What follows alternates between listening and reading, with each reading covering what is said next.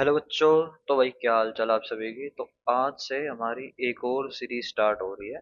वो है Unreal Engine की beginner to pro series. Unreal Engine की सभी चीजें मैं आपको बताऊंगा।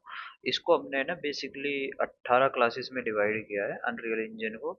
और ये रहेगा कि इसको हम अप्रोक्सीमेटली 1 से 1.5 महीने में ये लगभग सारी क्लासेस आपके पास में यूट्यूब पे अपलोड हो जाएगी। और इसमें कुछ चीज़ें हैं जो मैं आपको पहले ही क्लियर कर देता हूँ कि अनरियल की जो क्लासेस रहेगी वो थोड़ी सी हो सकता है लंबी हो, क्योंकि ये सॉफ्टवेयर थोड़ा बड़ा है। तो इसकी क्लासेस हो सकती है थोड़ी सी लंबी हो। तो पहले मैं आपको कंटेंट दिखा देता हूँ हमारे जो क्लासेस में रहेगा वो क्या क्या रहेगा। तो सबसे पहले हमने जो 18 क्लासेस डिवाइड की है वो कुछ इस टाइप से कर रखी है।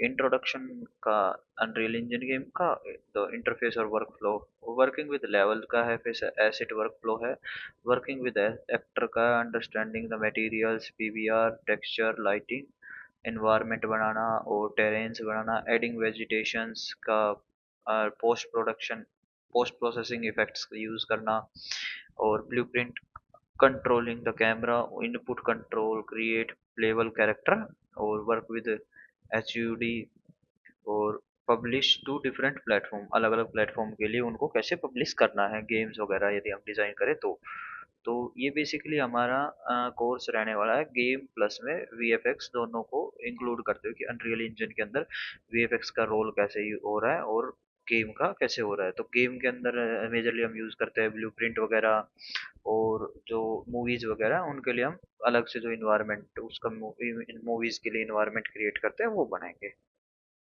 तो ये कुछ हमारा अनरियल इंजन का बिगनर टू प्रो सीरीज रहेगी। और अनरियल इंजन की हो सकता है क्लासेस थोड़ी सी लंबी हो। हाँ, थोड़ी सी लंबी इसलिए होगी क्योंकि इसमें बहुत सारी चीजें होती है जो बताने के लिए होती है। तो उनको हम बेसिकली वन बाय वन सबको वो करेंगे। लेकिन आज का केवल इंट्रोडक्शन है और इंटरफेस जो समझना है वो, और वर्क विद वर्किंग जो उसके टूल्स, ट्रांसफॉर्म वगैरह के टूल्स है, कुछ जो बेसिक टूल्स है उनके बारे में हम आज सीखेंगे अनरियल इंजन के अंदर।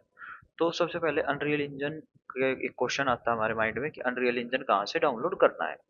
तो सबसे पहले किसी भी गूगल स्टोर, गूगल पे आ जाएंगे, मतलब किसी भी सर्च इंजन पे आ जाएंगे और वहाँ पे एपिक गेम की वेबसाइट पे चले जाएंगे। एपिक गेम की वेबसाइट के ऊपर ऑफिशियली सबसे फर्स्ट में डाउनलोड का ऑप्शन होता है, वो डाउनलोड का मिल जाएगा। लेकिन उससे पहले एक चीज अपनी जो सॉफ्टवेयर है उसमें जो अपना सिस्टम है उसकी चेक कर लेना। एपिक जो अनरियल की है, अनरियल की इंजन की रिक्वायरमेंट क्या है। सिस्टम रिक्वायरमेंट जो है वो सभी जरूर चेक कर ले, अनरियल इंजन की सिस्टम रिक्वायरमेंट क्या है।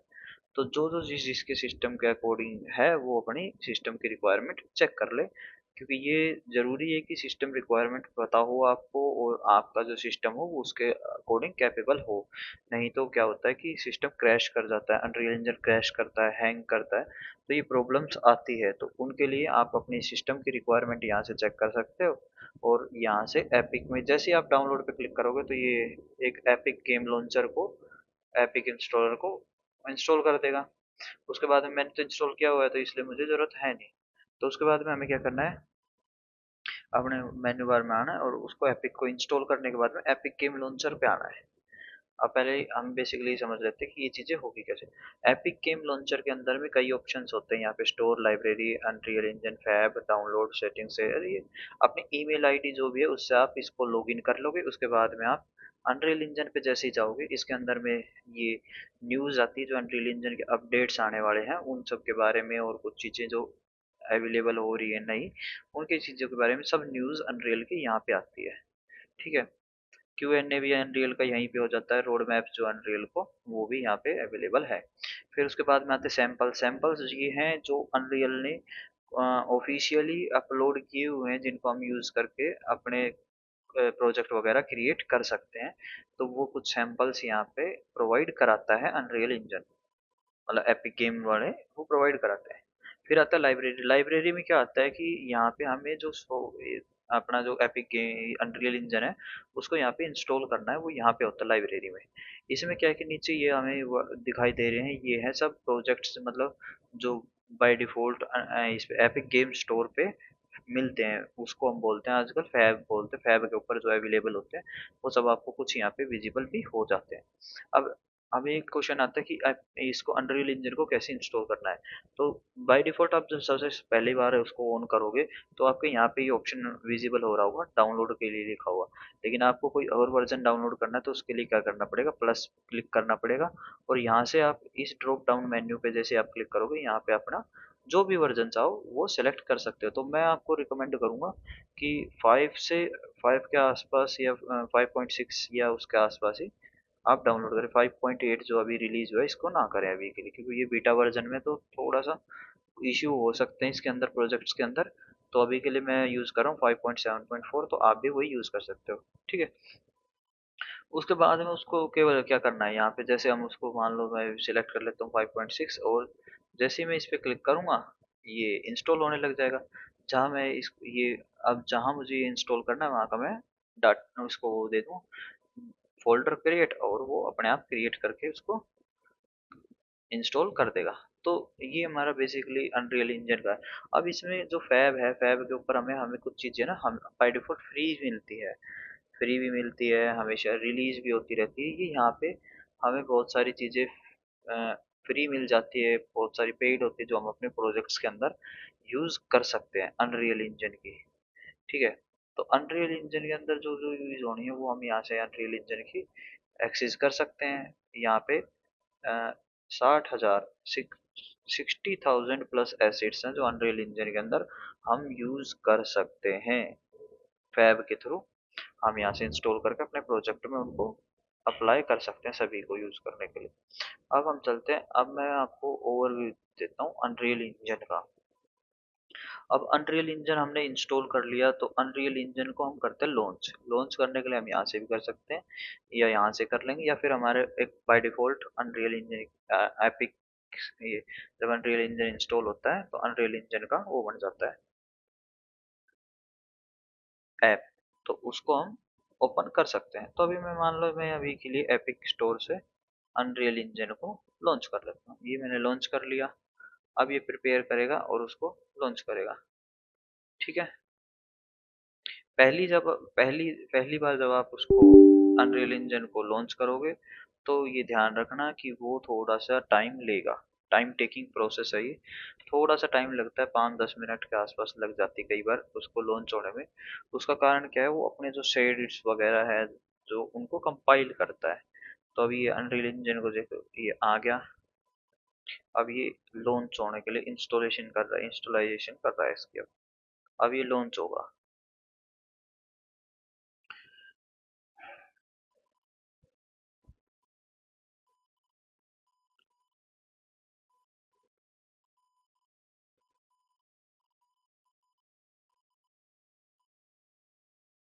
तो ये हमारा अनरियल इंजन लॉन्च हो गया।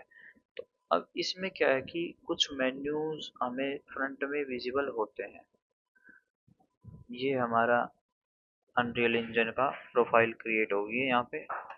अब जब न्यू वर्जन है उसके अंदर कुछ इस टाइप से दिखाई दे रहा है, लेकिन ओल्डर वर्जन जो है उसमें हो सकता है ये थोड़ा चेंज मिले, इसका व्यू पोर्ट जो मिलेगा यहाँ पे ये हो सकता है थोड़ा सा चेंज मिले।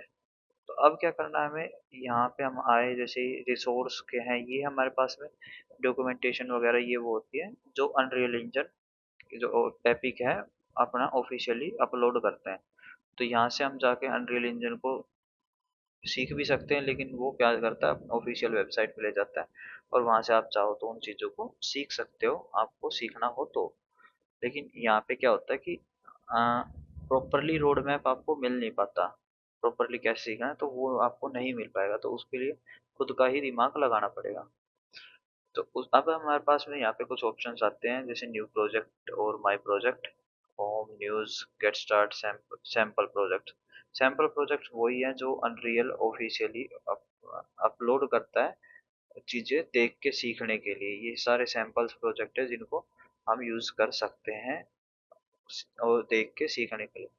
अब इसमें हमारे पास में दो ऑप्शन है, न्यू और माय प्रोजेक्ट। न्यू में क्या होता है कि हम नई चीज़ें क्रिएट करते हैं, माई प्रोजेक्ट के अंदर होता है कि हम जो हमारे पुराने प्रोजेक्ट हैं हम उनको ओपन करने के लिए माई प्रोजेक्ट का यूज़ कर सकते हैं। तो अभी हमारा बेसिकली फर्स्ट है तो हम न्यू प्रोजेक्ट पर क्लिक करेंगे। अब न्यू प्रोजेक्ट पे जैसे ही हम क्लिक करेंगे तो यहाँ पे कुछ ऑप्शंस ओपन हो जाते हैं, गेम, फिल्म, आर्किटेक्चर, ऑटोमोबाइल्स और सिमुलेशन। सिमुलेशन होता है एफएक्स वगैरह, ये इन चीज़ों के लिए हम यूज़ कर लेते हैं। कई चीज़ें होती है जो सिमुलेशन में यूज़ हो जाती है एफएक्स के अकॉर्डिंग, जिनमें चीज़ें वो वाटर वगाना, फोग बनानी से और क्रिएट करना, फायर वगैरह, तो ये सब सिमुलेशन में हम कर लेते हैं। अब ऐसा कोई चीज़ चेंज नहीं कि भाई हम सिमुलेशन में जाएंगे और वो उसमें हम इन्वायरमेंट क्रिएट नहीं कर सकते, ऐसा कुछ नहीं है। सबके अंदर सभी चीज़ें अवेलेबल हैं, चल जाती है, कोई दिक्कत नहीं। बस ये एक सैंपल्स क्रिएट किए हुए हैं उन्होंने बाय डिफ़ॉल्ट कि आपको जो मेजर मेजर चीज़ें एक्सेस करनी है वो आपके अकॉर्डिंग आपके जो पैनल है उनमें मिल जाएगी। अब गेम के अंदर कुछ चीज़ें आती है, इंट्रो है, ब्लैंक है, या फिर फर्स्ट पर्सन है, थर्ड पर्सन गेम होते हैं जिनको टीपीपी बोलते हैं हम, फर्स्ट पर्सन को बोलते हैं एफपीपी। तो ये इस तरीके से कुछ चीज़ें होती है वो, ठीक है। सेम ऐसे ही फिल्म एंड वीडियो का है, इसमें इंट्रो है, ब्लैंक है, वर्चुअल प्रोडक्शन है, डीएमएक्स होती है, जो लाइटिंग शोज होते हैं उनको वो होता है डीएमएक्स। डीएमएक्स का यूज होता है यहाँ पे इन कैमरा, कैमरे के अंदर क्या हो रहा है क्या नहीं, मोशन ग्राफिक्स भी हम इसमें क्रिएट कर सकते हैं, एंड डिस्प्ले का भी ऑप्शन होता है। अब इसमें हम पहले, सबसे पहले हमारी क्लास फर्स्ट है तो हम पहले बेसिक बिल्कुल ब्लैंक पे चलते हैं। गेम के अंदर में अभी हम ब्लैंक पे जा सकते हैं, लेकिन मैं जा रहा हूँ फिल्म के ब्लैंक पे। फिल्म के ब्लैंक पे जैसे ही मैं क्लिक करूंगा तो यहाँ पे मुझे प्रोजेक्ट सेव करने के लिए लोकेशन देनी पड़ेगी, जहाँ पे प्रोजेक्ट को सेव करना है। तो मैं यहाँ पे प्रोजेक्ट को सेव कर लेता हूँ, अनरियल इंजन ट्रेनिंग। यहाँ पे मैं यहाँ पे फोल्डर बना लेता हूँ, अनरियल फर्स्ट क्लास। नहीं, इसका प्रोजेक्ट का नाम रख देता हूँ अनरियल कोर्स, अनरियल कोर्स। अब हम इसके अंदर चलते हैं, यहाँ पे हम इस फोल्डर को सिलेक्ट कर लेते हैं, और मैं पहली क्लास है तो हम इसको हम क्लास और वन। एक एक चीज नोटिस कर रहे होगा, अब जैसे ही ये आता है, इस ये आइकन का निशान आया, इसका इसका इसका कारण क्या है कि जब हम अनरियल के अंदर प्रोजेक्ट बनाते हैं, प्रोजेक्ट क्रिएट करते हैं या कोई नेमिंग करते हैं, तो हम अनरियल इंजन के अंदर ये ऑप्शन है कि हम उस नेमिंग को करते टाइम स्पेस नहीं दे सकते। तो इसको लिखने के लिए हमें दूसरा तरीका यूज करना होता है, अंडरस्कोर लगा के, और हम इसको ले लेते हैं 01। इस तरीके से हमें क्रिएट करनी पड़ती है। अब मैं इस क्रिएट के ऊपर बटन दबाता हूँ और ये अब अनरियल इंजन अपने उसको प्रोजेक्ट को क्रिएट करने लग गया। अब प्रोजेक्ट क्रिएट करते टाइम में क्या होता है कि शेडर्स कंपाइल करता है, तो हो सकता है आपका जो अनरियल इंजन है वो थोड़ा टाइम लगाए, टाइम टेक करे, लगभग 5 5 मिनट के आसपास टाइम टेक कर सकता है। बाकी डिपेंड करता है कि अनरियल आप किस सिस्टम पे चला रहे हो, कि कितनी जल्दी वो कंपाइलेशन उन चीज़ों को कर देता है। यदि आपका सिस्टम स्लो है थोड़ा सा तो उसको कंपाइल करने में टाइम लगेगा, और सिस्टम फास्ट है तो उसको कंपाइल करने में टाइम नहीं लगेगा। तो अभी जैसे हमारा 87 पे आके डट गया, रुक गया है, और इंस्टॉल पाइथन डिपेंडेंसी क्रिएट कर रहा है। अब ये ओपन होता है, उसके बाद में हम इसको आगे देखते हैं कैसे क्या करना है।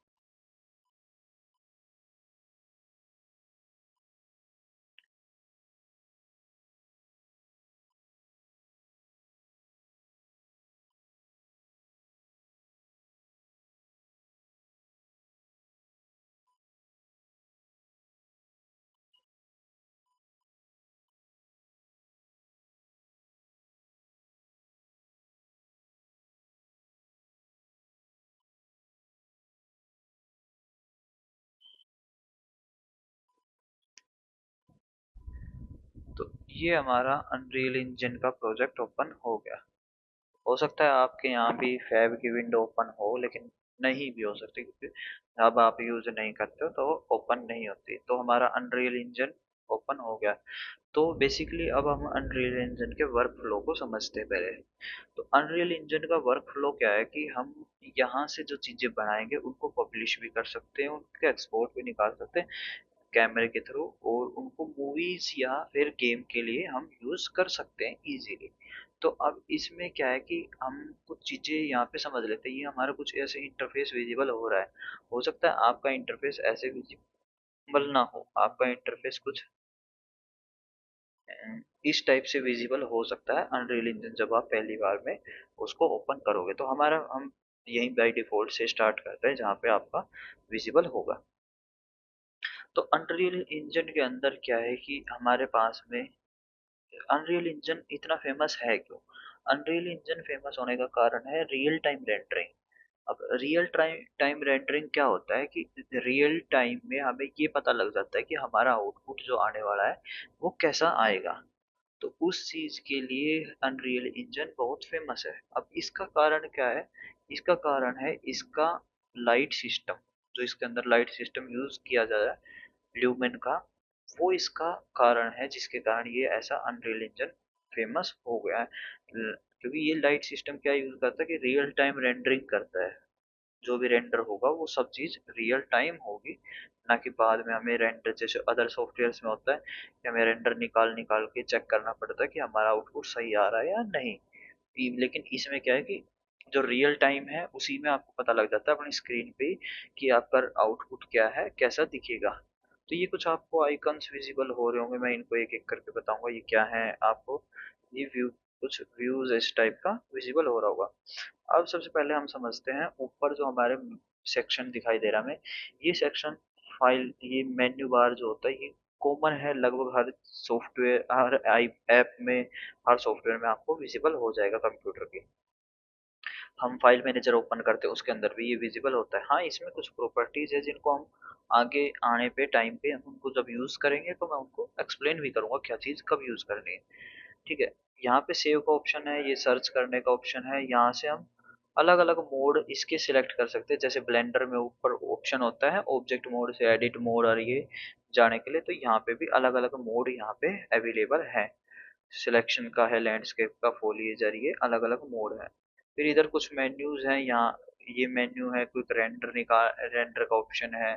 यहाँ पे क्विक सिलेक्शन, क्विक ऑब्जेक्ट जो हमें यदि इसमें ऑब्जेक्ट ऐड करने हैं अपने व्यू पोर्ट में, तो उसके लिए यहाँ पे इंपोर्ट करना है तो भी पिक्सल ब्रिज फैब वगैरह ये यूज करने हैं तो सब यहीं से एक्सेस हो जाते हैं। ब्लूप्रिंट का ये कुछ और ऑप्शंस हैं, इनको हम आगे देखेंगे। इधर आता है आउटलाइन सेक्शन। सबके ऊपर जो वो है, इन सब पे लिखा हुआ है उनके नाम जो है properly. Outline section, outliner section जो है उसमें होता है, जैसे ब्लेंडर के अंदर भी आउटलाइनर ही सेक्शन बोलते हैं हम उसको। साइड में विजिबल होता है जहाँ पे हमें जो कंटेंट इसके अंदर है व्यू पोर्ट के अंदर, वो हमें आउटलाइन सेक्शन में उनके नेमिंग मिल जाती है। तो जैसे मैं यहाँ पे ये लिखा हुआ है डायरेक्शन लाइट में इसको सेलेक्ट करता हूँ तो ये डायरेक्शन लाइट यहाँ पे सिलेक्ट हो रही है। ये प्लेएबल प्लेयर स्टार्ट है, ये यहाँ पे विजिबल हो रहा है। ठीक है। उसके बाद में नीचे आता है डिटेल सेक्शन। डिटेल सेक्शन का मतलब होता है कि जिस भी प्रॉपर्टी को हम सेलेक्ट किए हुए हैं या जिस ऑब्जेक्ट को हमने सेलेक्ट किया हुआ है उसकी सारी प्रॉपर्टीज आपको डिटेल सेक्शन में विजिबल होते हैं। नीचे आप जैसे स्क्रॉल करोगे तो आपको इसकी सारी प्रॉपर्टी विजिबल होगी। अभी इस चीज को देख के डरना नहीं है कि भाई ये चीजें बहुत बड़ी है, नहीं। इन चीज़ों को हम आगे जाके जब सीखेंगे तो ये बहुत इजी लगने लग जाएगी, ये सारी चीज़ें बहुत इजी होती है। अब सबसे पहले हमारे पास में ये व्यू पोर्ट है। अब व्यू पोर्ट को चलने में दो तीन तरीके यूज कर सकते हैं। एक तरीका होता है हम अपने एरो कीज को यूज करें, आगे पीछे राइट लेफ्ट जाने के लिए हम अपने एरो कीज को यूज कर सकते हैं। साथ में माउस का यूज कर सकते हैं हम। राइट जैसे लेफ्ट क्लिक करेंगे तो हम इसको माउस को यदि आगे बढ़ाएंगे तो हमारा आगे बढ़ेगा, पीछे लेके आएंगे तो पीछे जाएगा, लेफ्ट की तरफ मोड़ेंगे तो लेफ्ट जाएगा, राइट की तरफ मोड़ के आगे जाएंगे तो राइट की तरफ जाएगा। ये होता है मोशन इसका जो लेफ्ट माउस बटन से हम कर सकते हैं। रोटेशन यदि हमें देखनी है किसी भी चीज की तो हम राइट माउस बटन का यूज करके हम उसको रोटेट करेंगे। अब हमें आगे पीछे जाना है तो भी हम स्क्रॉल व्हील का भी यूज कर सकते हैं आगे जाने के लिए और पीछे जाने के लिए। अब मुझे पैन करना है, पैन करने के लिए मैं किसका यूज करूँ? मिडल माउस बटन दबाऊंगा और मुझे पैनिंग का ऑप्शन मिल जाएगा। ठीक है। आगे जाने के लिए हम किसका यूज कर सकते हैं? लेफ्ट माउस बटन का। रोटेशन के लिए हम राइट माउस बटन, और पैनिंग के लिए मिडिल माउस बटन। तो ये कुछ इस टाइप से यूज होता है। जूम इन जूम आउट के लिए स्क्रॉल व्हील का। और सेम ऐसे ही हम एरो कीज का यूज कर सकते हैं आगे पीछे, लेफ्ट और राइट जाने के लिए, मतलब फॉरवर्ड बैकवर्ड लेफ्ट राइट सभी चीजों से यूज हो सकते हैं, जैसे हम गेम के अंदर WASD का यूज करते हैं ना, उस तरीके से। तो अभी के लिए आपको समझ में आ गया कि व्यू पोर्ट में मूव कैसे करना है। ठीक है, अब व्यू पोर्ट क्या, व्यू पोर्ट के कुछ ऑप्शंस है हमारे पास में, यहाँ से जो ये विजिबल हो रहा है हमें, ये इतना ऑप्शन व्यू पोर्ट का है।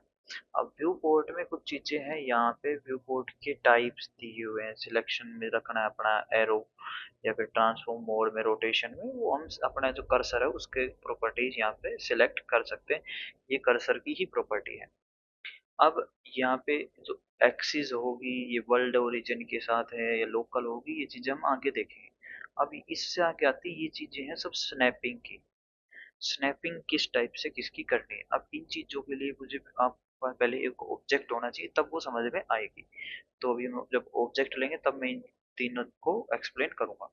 इसके आगे व्यू पोर्ट किस चीज का, अभी हमारा व्यू पोर्ट प्रोस्पेक्टिव में है। अब हम टॉप में जाना चाहे तो हम ये टॉप में आ गए, लेकिन टॉप में आने के बाद में क्या होता है, वायर फ्रेम में आते हैं हम। तो हम वायर फ्रेम से बाहर जाना चाहते हैं तो हम यहाँ से लिट मोड भी कर सकते हैं, लेकिन हमें इतना कुछ विजिबल होगा नहीं उसमें।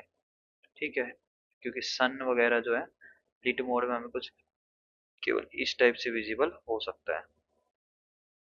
अब यहाँ पे मोशन के दूसरे टूल्स होते हैं। मोशन करने के लिए यहाँ पे क्या करते हैं, जैसे हम मिडल माउस बटन करेंगे तो यहाँ पे मेजरमेंट होती है, और जो हमें यदि यहाँ पे पैनिंग करनी है अपने कैमरे की, जूम इन जूम आउट तो हम स्क्रॉल व्हील से कर सकते हैं। ठीक है, लेकिन हमें पैनिंग करनी है कैमरे की तो हम करते हैं राइट माउस से, लेकिन हम प्रोस्पेक्टिव में करते थे मिडल माउस से। तो ये थोड़ा सा डिफरेंस है प्रोस्पेक्टिव में और ऑर्थो व्यू में। अब यहाँ पे आते हैं हम, तो हमारे पास में कैमरे की स्पीड मिलती है, हम अपने कैमरे की स्पीड यहाँ से चेंज कर सकते हैं।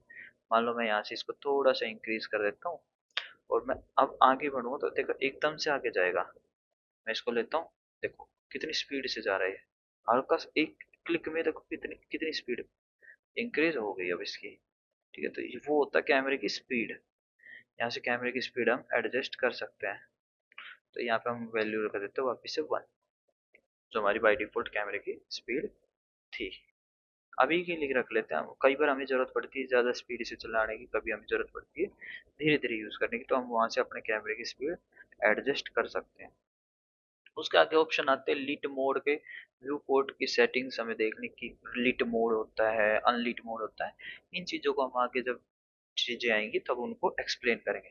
तो अभी कुछ प्रॉपर्टीज ये हैं जिनको हम आगे एक्सप्लेन करेंगे। ये लास्ट प्रॉपर्टी ये है, अलग अलग हमें व्यू पोर्ट, जैसे हमारे सॉफ्टवेयर मैक्स माया होते हैं, उनके अंदर मैक्स के अंदर जैसे हमारे पास में 4 व्यू पोर्ट होते हैं, और माया के अंदर सिंगल होता है, और ब्लेंडर में भी सिंगल होता है, बट हम उनमें ऐड कर सकते हैं। सेम उसी तरीके से क्या होता है कि अनरियल इंजन के अंदर भी यहाँ पे व्यू पोर्ट का एक सेक्शन होता है जिसको हम ऐड कर सकते हैं। ठीक है, यहाँ से हम उनको अलग अलग टाइप की सिलेक्ट कर सकते हैं कि हमें कैसा चाहिए। यदि हमें इसी व्यू पोर्ट को फुल स्क्रीन करना है तो हम क्या करते हैं, अपने कीबोर्ड में F11 प्रेस करते हैं, तो ये हमारा पूरा स्क्रीन को कवर कर लेता है। जैसे मैं F11 प्रेस कर रहा हूँ तो देखो पूरी स्क्रीन पे कवर हो गया, F11 वापस प्रेस किया तो वापस से डाउन हो गया। तो ये एक चीजें थी। अब हमारे पास में, मैं इन, ये जो हमारे पास चीजें विजिबल हो रही हैं, इन चीजों के बारे में मैं आपको छोटी छोटी चीजें एक्सप्लेन कर देता हूँ। इन सबको मैं पहले कर देता हूँ बंद, क्योंकि हमें पता होना चाहिए कि क्या चीज कहाँ काम कर रही कहाँ नहीं। और सबसे पहले मैं ऑन करता हूँ डायरेक्शन लाइट को। डायरेक्शन लाइट काम करती है एक एज अ सन की तरह। सन की तरह कैसे कि ये, इसकी जो डायरेक्शन होगी ये उसमें लाइट प्रोवाइड करा रही है, ये एज अ सन का जो तरी सन होती है उसकी तरह यूज होता है। अभी इसकी डायरेक्शन क्या है, डाउनवर्ड की तरफ है, तो ये डाउन इसको लाइट दे रही है, लेकिन मैं इसको अपवर्ड की तरफ कर दूंगा तो नोटिस करना आप, लाइट कम हो जाएगी। जैसे मैं इसको अपवर्ड की तरफ रोटेट कर रहा हूँ तो ये देखो, जहां इसका एरो गया अपवर्ड की तरफ चला गया, तो अब नीचे लाइट नहीं है। तो उसका कारण क्या है, क्योंकि ये डायरेक्शन लाइट है। अब मैं इसको वापस से नीचे कर देता हूँ, कोई एंगल पे रख देता हूँ इसको, ये मान लो ये भाई 10 डिग्री 20 डिग्री पे इसको मैं रख देता हूँ। ठीक है, डायरेक्शन लाइट को आप समझ में आ गए। डायरेक्शन लाइट के साथ में आती है एक्सपोनेंशियल हाइट फॉग।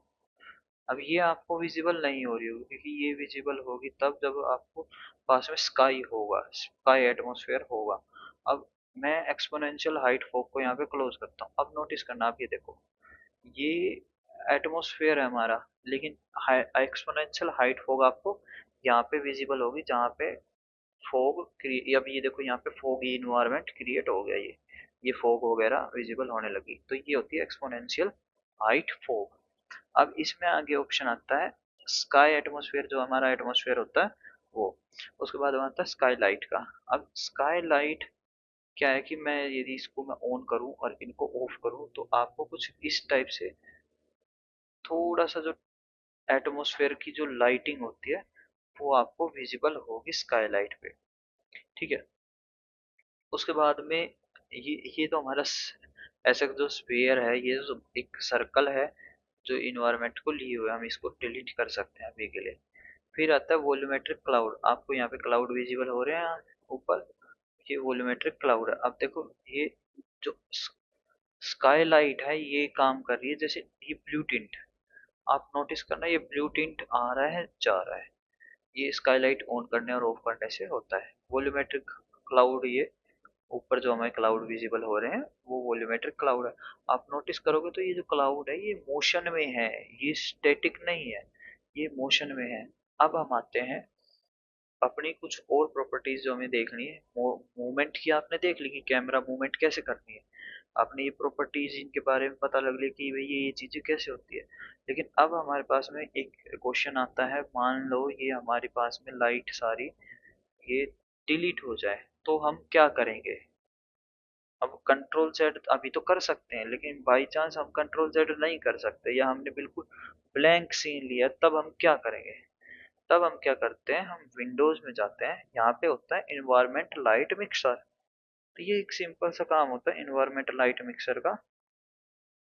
हम इसका क्या करते हैं,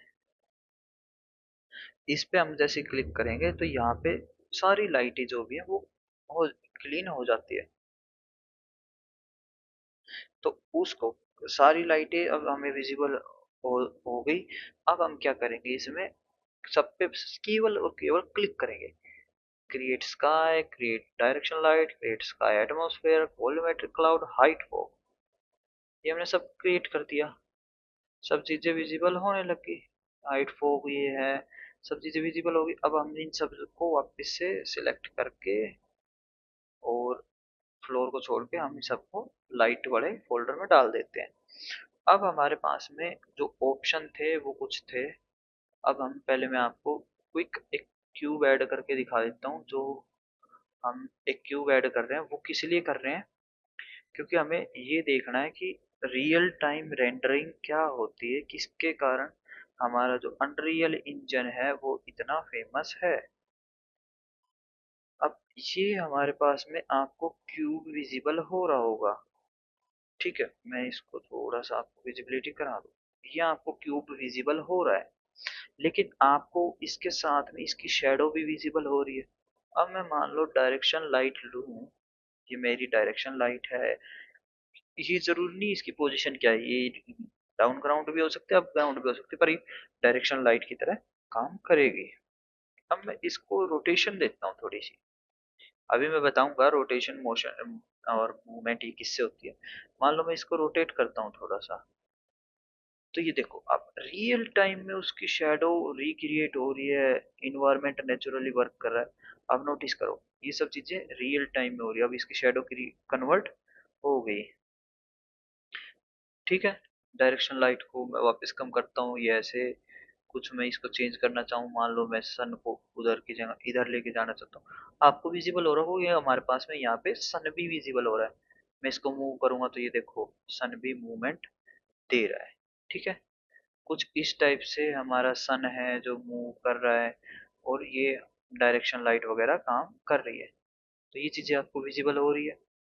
अब इसमें मैं आपको कुछ चीजें बता देता हूँ वो क्या होती है, कि हमारे पास में यहाँ पे एक ऑप्शन होता है कंटेंट ड्रॉअर, और ये ओपन होता है कंट्रोल और स्पेस बार से।